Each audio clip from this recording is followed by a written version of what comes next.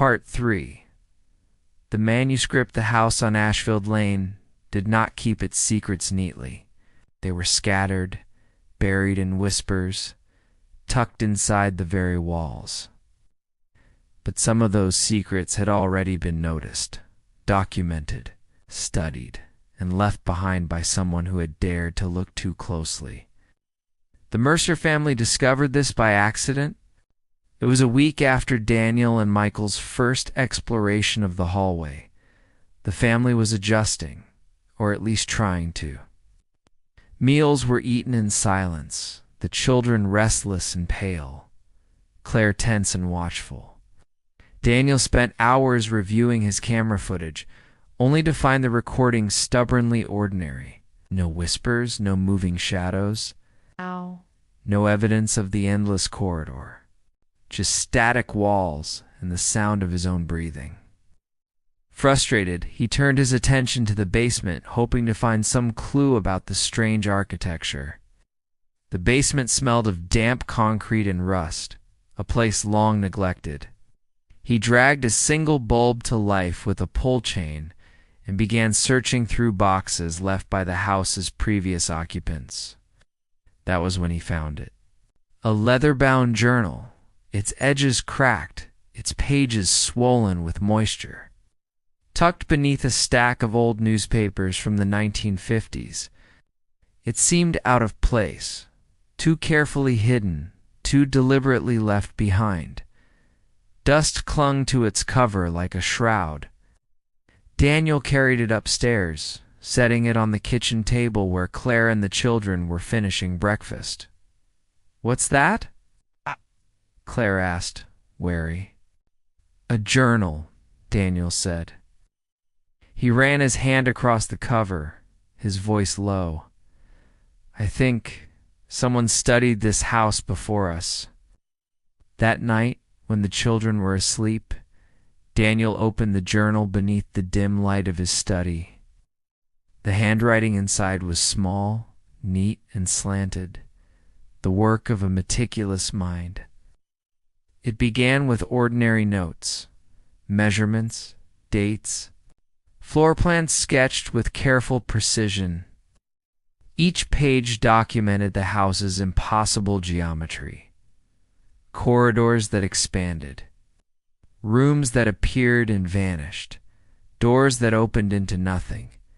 But as Daniel read further, the tone shifted. The notes became frantic, sentences scrawled in haste, words repeated, lines crossed out.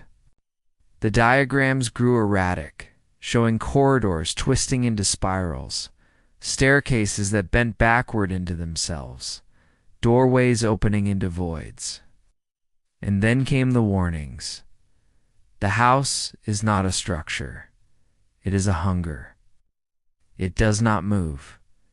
It makes you move. Do not go deeper. Do not follow the voices. Daniel's hand trembled as he traced the ink. His breath quickened. The journal was not just a record. It was a confession. Over the next several days, he devoured the manuscript. The author identified himself only by initials RG. Little else was known about him. But his obsession with the house was clear. He had lived here decades ago, long before the Mercers, and like Daniel, he had discovered the corridor. His explorations were recorded in vivid detail.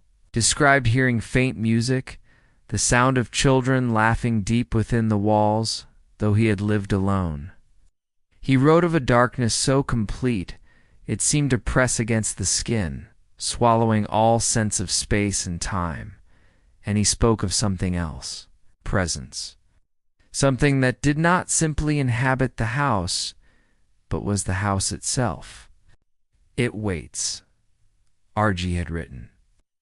"It waits with patience beyond comprehension.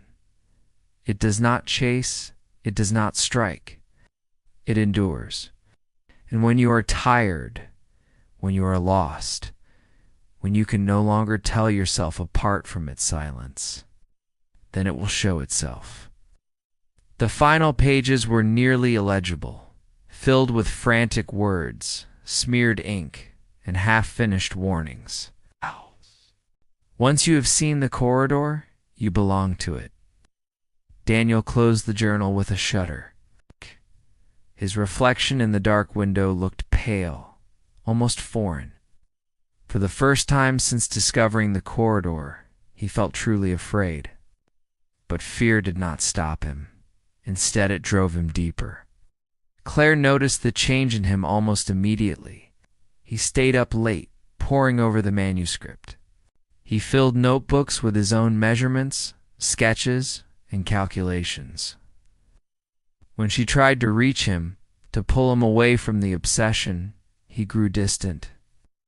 "Daniel," she said one evening, her voice strained, "this house, it's changing you. Look at yourself. Look at us." But Daniel only shook his head. "You don't understand. This isn't just a house. It's something more. If we can figure it out. If we can prove it, this could change everything."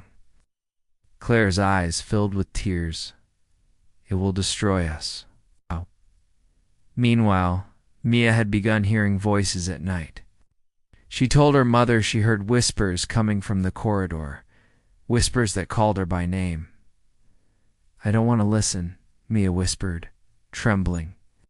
"But they keep talking. They say the house wants us."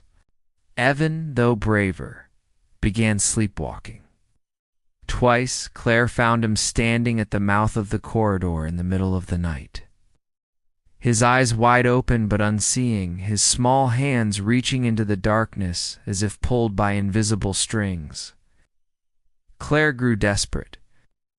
The house was already sinking its teeth into them, and Daniel could not see it. One night, Daniel read the last coherent entry in the manuscript. "I hear them breathing behind the walls. I cannot tell if they are real or if they are me. My thoughts do not end where the corridor begins. Perhaps I never entered it at all. Perhaps it entered me." The rest of the pages were blank. Daniel stared at them for a long time, his hands trembling. He understood what RG meant.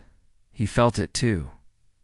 The corridor was no longer just at the end of the hall. It was in his dreams, in his thoughts, in every silence between words. And in the stillness of that night, Daniel realized the truth. The house had claimed them the moment they stepped inside. The manuscript was not a warning, it was a prophecy. Would you like to help us to reach 1 million subscribers, please? Don't forget to like, subscribe, and share. Stay tuned for next part.